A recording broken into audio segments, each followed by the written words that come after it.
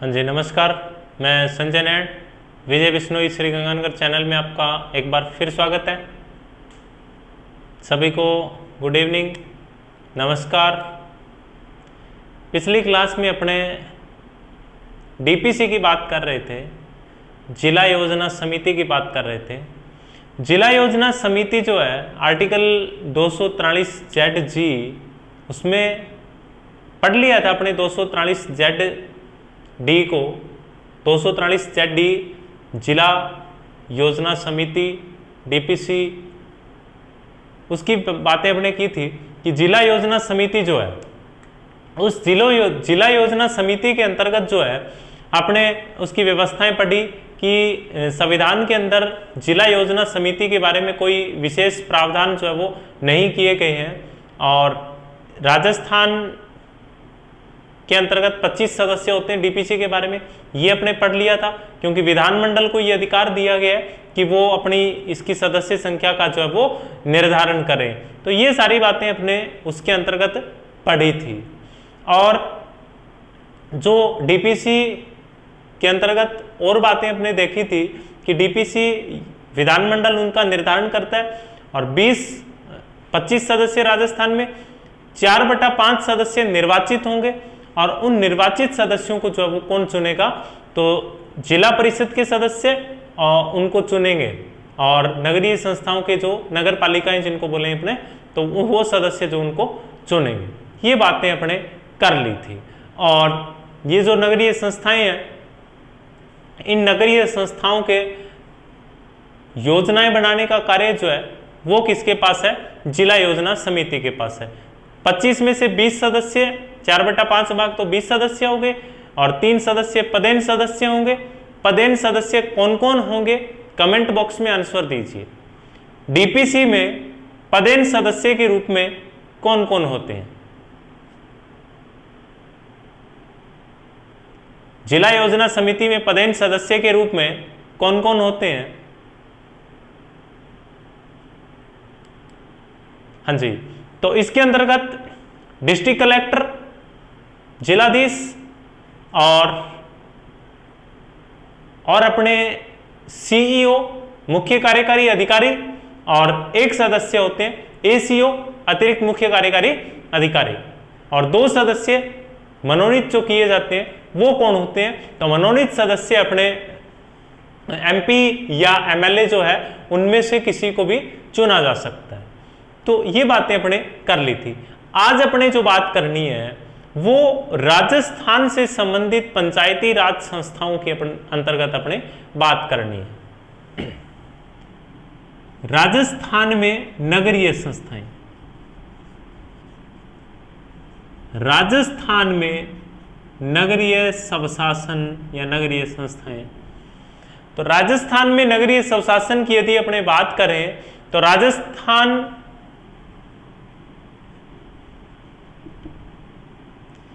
नगर पालिका अधिनियम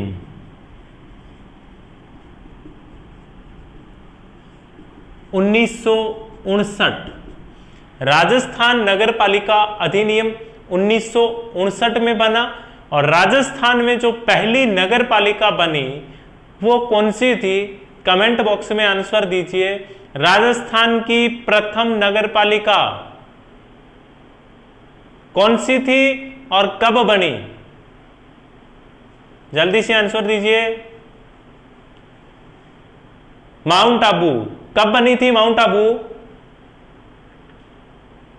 ठीक है, माउंट आबू राजस्थान की प्रथम नगर पालिका 1964 में राजस्थान में पहली नगर पालिका माउंट आबू बनी। और राजस्थान नगर पालिका अधिनियम 1964 में माउंट आबू राजस्थान की प्रथम नगर पालिका जो है वो बनी। अब राजस्थान में नगरीय स्वशासन जो है उसकी कितने प्रकार है, किस प्रकार की व्यवस्थाएं हैं, उनकी बात करते हैं अपने। तो राजस्थान में नगर निगम, नगर परिषद और नगर पंचायत, जिसको अपने सीधा नगर पालिका भी बोला जाता है, नगर पालिका भी अपने कह देते हैं, नगर पंचायत को स्पेशली राजस्थान में नगर पालिका बोल दिया जाता है। तो ये तीन है, नगर निगम, नगर परिषद और नगर पंचायत, जिसको नगर पालिका भी बोलते हैं। नगर निगम, नगर परिषद और नगर पंचायत। पंचायती राज संस्थाओं में हमने पढ़ा ग्राम पंचायत, पंचायत समिति और जिला परिषद। यहां पे अपने नगर निगम, नगर परिषद और नगर पंचायत। अब अपने इनकी संरचनाएं एक एक करके इनको देखते हैं कि किस प्रकार से इनकी संरचनाएं, कौन कौन इनके पदाधिकारी के रूप में होते हैं, तो उनकी बात करनी है अपने।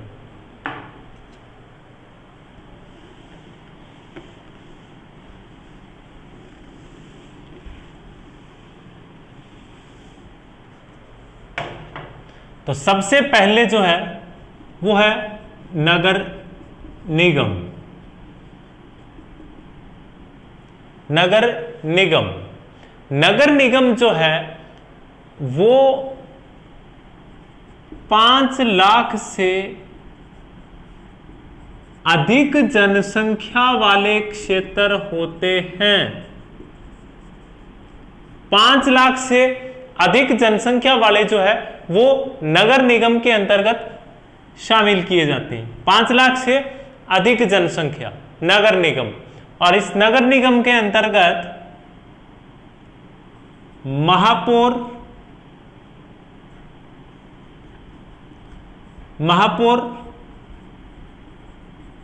उप महापौर, महापौर, उप महापौर, पार्षद और आयुक्त शामिल होते हैं।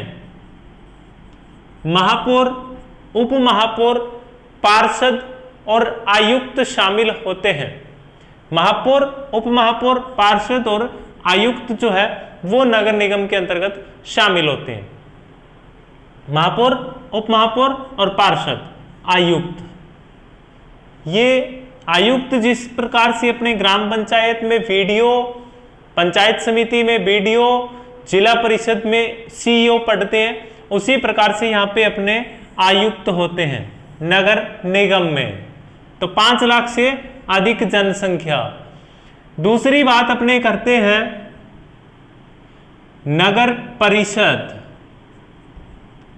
नगर परिषद जो है वो नगर परिषद 1 लाख से अधिक व 5 लाख से कम जनसंख्या, 1 लाख से अधिक व 5 लाख से कम जनसंख्या वाले क्षेत्र में नगर परिषद। और नगर परिषद में शामिल होते हैं सभापति, उपसभापति, पार्षद और अधिशासी अधिकारी। अधिशासी अधिकारी, जैसे आयुक्त पढ़ा हमने, वैसे यहां पर अधिशासी अधिकारी होता है। और सभापति, उपसभापति और पार्षद, सभापति, उपसभापति और पार्षद 1 लाख से अधिक व 5 लाख से कम जनसंख्या वाले क्षेत्रों के अंदर नगर परिषद। और उसके बाद में अंत में जो आती है अपनी, वो है नगर पंचायत। नगर पंचायत, जिसको अपने नगर पालिका बोलचाल की भाषा में कह देते हैं नगर पंचायत, नगर पालिका कह देते हैं या नगर पंचायत जो है उसकी बात हो रही है। तो 1 लाख से कम जनसंख्या, कितनी? 1 लाख से कम जनसंख्या जो है वो नगर पंचायत की मानी गई है। इसके अंदर अध्यक्ष, उपाध्यक्ष, पार्षद और अधिशासी अधिकारी, अधिशासी अधिकारी। नगर पंचायत 1 लाख से कम जनसंख्या, अध्यक्ष, उपाध्यक्ष, पार्षद और अधिशासी अधिकारी, अधिशासी अधिकारी, ये संरचना इनकी होती है। नगर निगम, नगर परिषद और नगर पंचायत 3 श्रेणियां। 5 लाख से अधिक जनसंख्या वाले नगर निगम, इनके पदाधिकारी, नगर निगम का मुखिया, जैसे जिला प्रमुख जिले के अंदर, वैसे यहां पर मेयर, इनको मेयर भी बोला जा सकता है, मेयर या महापौर, और उप जिला प्रमुख, उप महापौर और जिला परिषद डायरेक्टर, पार्षद। बोलचाल अपने समझने के लिए ऐसा इनको उनके साथ हम तुलना करके देखिए। अधिशासी आयुक्त नगर निगम के अंदर आयुक्त है और अपने जिला परिषद के अंदर पढ़ा सीईओ, मुख्य कार्यकारी अधिकारी, और नगर परिषद जैसे पंचायत समिति अपने पढ़ रहे हैं, यहां पे 1 लाख से अधिक, 5 लाख से कम जनसंख्या। पदाधिकारी जैसे पंचायत समिति में प्रधान, यहां पे सभापति, उप प्रधान, उप सभापति, और पंचायत समिति डायरेक्टर, यहां पे पार्षद। नेक्स्ट नगर पंचायत, तो नगर पंचायत वहां पे अपने ग्राम पंचायत पढ़ते हैं, सरपंच, अध्यक्ष है, यहाँ पे उपाध्यक्ष है और पार्षद है, और यहाँ पे अधिशासी अधिकारी, वहां पे वीडियो अपने पढ़ते हैं। तो ये इनकी संरचना है। हमारे राजस्थान के अंदर ये व्यवस्था है। नगरीय संस्थाएं जो अपनी है, नगरीय स्वशासन जो है, उसके अंतर्गत ये चीजें हैं। नगर निगम है, नगर परिषद है और नगर पालिकाएं हैं।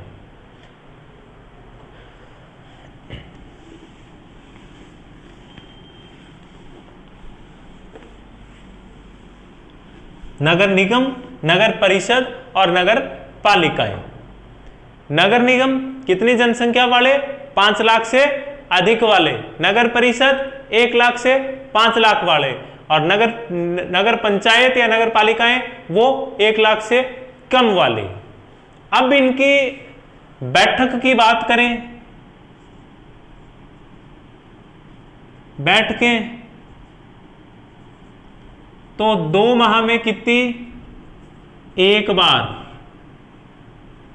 कोरम 1/3। किसकी बात हो रही है? ये तीनों की, नगर निगम, नगर परिषद और नगर पालिकाएं, तीनों की बैठकें 2 माह में 1 बार होती है, और कोरम भी कितना है? 1/3। कार्यकाल, टेन्योर इनका कितना? 5 वर्ष। कार्यकाल सेम ही है, 5 वर्ष। और इनको हटाने का प्रस्ताव महापौर हो या उप महापौर हो, चाहे सभापति हो या उपसभापति हो, चाहे अध्यक्ष हो या उपाध्यक्ष हो, इनको हटाने का जो प्रस्ताव है वो कौन सा? वही जिस प्रकार से अपने स्थानीय स्वशासन के अंतर्गत पढ़ा अविश्वास प्रस्ताव, और वही अविश्वास प्रस्ताव की प्रक्रिया जो है वो यहां पे दोहराई है। सेम प्रक्रिया को यहां पे अपनाया गया है। अविश्वास प्रस्ताव के अंतर्गत सबसे पहले अपने देखते हैं तो 2 वर्ष, प्रारंभ के 2 वर्षों के अंतर्गत यह प्रस्ताव नहीं लाया जा सकता।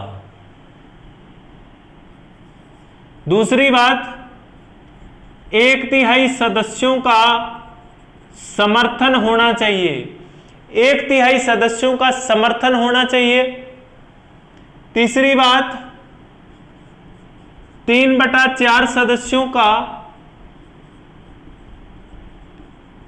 3/4 सदस्यों की स्वीकृति से यदि प्रस्ताव पारित होता है तो जो ये प्रस्ताव पारित माना जाएगा, उनको हटा दिया जाए, विश्वास प्रस्ताव पारित माना जाएगा। 1 वर्ष में 1 ही बार प्रस्ताव लाया जा सकता है, और अंतिम वर्ष में प्रस्ताव नहीं लाया जा सकता। अंतिम वर्ष में प्रस्ताव नहीं लाया जा सकता। ये बात कहता है इनके लिए भी अविश्वास प्रस्ताव की प्रक्रिया वही है जैसी हमने स्थानीय स्वशासन के लिए अपने पढ़ी है। तो इस प्रकार से इनको हटाने की प्रक्रिया जो है वो पढ़ी है। एक अपने पदेन सदस्यों की बात की थी। जब ग्राम पंचायत हमने पढ़ी तो उसके अंदर पदेन सदस्यों की बात अपने की थी कि इनके पदेन सदस्य अपने, यदि पंचायत समिति की बात की थी तो पंचायत समिति में भी पदेन सदस्य अपने पढ़े थे। ग्राम पंचायतों के सरपंच थे और विधानसभा के सदस्य, लोकसभा के सदस्य भी उसके अंदर शामिल थे। फिर जिला परिषद अपने पढ़ी तो उसके अंदर भी पदेन सदस्य पढ़े थे। जिला परिषद के अंतर्गत पंचायत समितियों के प्रधान, जितनी भी पंचायत समितियां थी उनके प्रधान, और जो भी विधानसभा क्षेत्र आता है उसके अंतर्गत विधानसभा क्षेत्र से विधायक, और लोकसभा संबंधित लोकसभा का सदस्य, और ऐसी राज्यसभा का ऐसा सदस्य जो किसी ग्रामीण क्षेत्र में पंजीकृत हो, ग्रामीण क्षेत्र के मतदाता के रूप में पंजीकृत हो वो। तो ये चीजें उसके अंदर पदेन सदस्यों के रूप में ये सारे थे। यहां पे नगरीय स्वशासन की एक चीज आपको ध्यान रखनी है, नोट कर लीजिए इस बात को कि नगरीय स्वशासन के अंतर्गत जो भी तीनों है, चाहे नगर निगम की बात हो, चाहे नगर परिषद की बात हो, चाहे नगर पंचायत की बात हो, इनमें पदेन सदस्य नहीं होते, पदेन सदस्य नहीं होते, परंतु पदेन सदस्य नहीं होते, परंतु एक अलग चीज है उनसे। अलग चीज ये है कि नगर निगम के अंदर राज्य सरकार जो है वो 6 सदस्यों को, नगर परिषद में 5 और नगर पंचायत में 4 सदस्यों को मनोनीत करती है। राज्य सरकार जो है नगर निगम में 6, नगर परिषद में 5 और नगर पंचायत के अंदर जो है वो 4 सदस्यों को मनोनीत करती है। तो ये बात जो है वो नगर पंचायत, नगर परिषद और नगर निगम, इनके अंतर्गत 6, 5, 4 सदस्यों को क्या किया जाता है, मनोनीत किया जाता है। ये सारे सदस्य इसके अंतर्गत जो है वो मनोनीत होते हैं। ये जो मनोनीत सदस्य होते हैं इनको क्या मतदान का अधिकार होता है?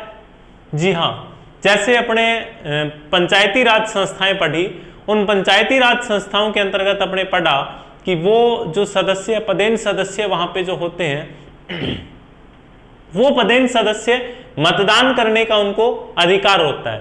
केवल किसमें वो मतदान नहीं कर सकते थे, एक तो अविश्वास प्रस्ताव के अंतर्गत वो मतदान नहीं कर सकते थे, और दूसरी बात उनके लिए क्या थी कि वो अपना जो भी चुनाव होता था, पंचायत समिति हो चाहे जिला परिषद का हो, कोई भी जो चुनाव थे उनके, उन चुनावों के अंदर वो भाग नहीं ले सकते, वहां पे वो मतदान नहीं कर सकते थे। तो इसके अंदर जो मनोनीत सदस्य है वो मनोनीत सदस्य भी सेम प्रक्रिया है। पदेन सदस्य इसमें होते नहीं, जो मनोनीत सदस्य होते हैं वो भी क्या है, उनको मतदान देने का अधिकार है। मनोनीत सदस्यों को मतदान का अधिकार है, परंतु वो भी क्या है, अविश्वास प्रस्ताव और इनके चुनाव में, नगर निकाय के चुनावों के अंदर और अविश्वास प्रस्ताव के अंदर वो मतदान नहीं कर सकते। ये बात है इनके मतदान के अधिकार से संबंधित। अब ये जो मनोनीत सदस्य होते हैं, जैसे यहाँ पे लिखा है कि नगर निगम के अंदर अपने 6 सदस्यों को मनोनीत करते हैं, नगर परिषद में 5 सदस्यों को मनोनीत करते हैं, और नगर पंचायत जो है उसके अंदर अपने 4 सदस्यों को मनोनीत करते हैं। तो क्या ये मनोनीत सदस्य यहीं के होंगे या उनके लिए कोई विशेष योग्यताएं नहीं है? तो इनके लिए जिस भी क्षेत्र में ये मनोनीत हो रहे हैं, चाहे वो नगर निगम हो, चाहे वो नगर परिषद हो, चाहे वो नगर पंचायत हो, वहां का पंजीकृत मतदाता होना चाहिए, वहां का वो मतदाता होना चाहिए, पंजीकृत मतदाता होना चाहिए। यानी जिस नगर पंचायत के अंदर या नगर पालिका या नगर परिषद में उसको मनोनीत किया जा रहा है, तो वहां जिस नगर पंचायत के अंदर उसको मनोनीत किया जा रहा है, उस नगर पंचायत का वो क्या होना चाहिए, वहां का वो मतदाता होना चाहिए। ये जरूरी है, ये बात इसके अंतर्गत जो है वो लिखी गई है। तो ये अपने इनके निर्वाचन से संबंधित जो है वो बातें थी। बैठक अपने पढ़ चुके हैं, 2 माह में एक बार, कोरम 1/3, कार्यकाल 5 वर्ष है, अविश्वास प्रस्ताव की जो प्रक्रिया है वो भी क्या है इनकी सेम रही है, पदेन सदस्य भी नहीं होते। और ये इनकी निर्वाचन की जो प्रक्रिया थी वो अपने राजस्थान से रिलेटेड अपने इनकी प्रमुख बातें थी कि राजस्थान में पंचायती राज की कितनी संस्थाएं हैं, तो 3 संस्थाएं इनकी, नगर निगम, नगर परिषद और नगर पंचायत।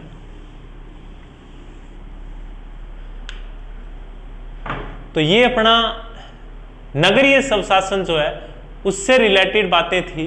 ये नगरीय स्वशासन के अंतर्गत हमने राजस्थान के बारे में अलग से पढ़ा है, और जो संवैधानिक व्यवस्था अपनी है उस संवैधानिक व्यवस्था के अंतर्गत अपने अलग पढ़ा है। दोनों के अंतर्गत अलग अलग पढ़ा है। अभी इससे संबंधित आपके कोई भी यदि क्वेश्चन हो तो वो कमेंट बॉक्स में आप लिखकर बता सकते हैं। और नेक्स्ट अपने अगली क्लास में नया टॉपिक होगा। तब तक के लिए नमस्कार।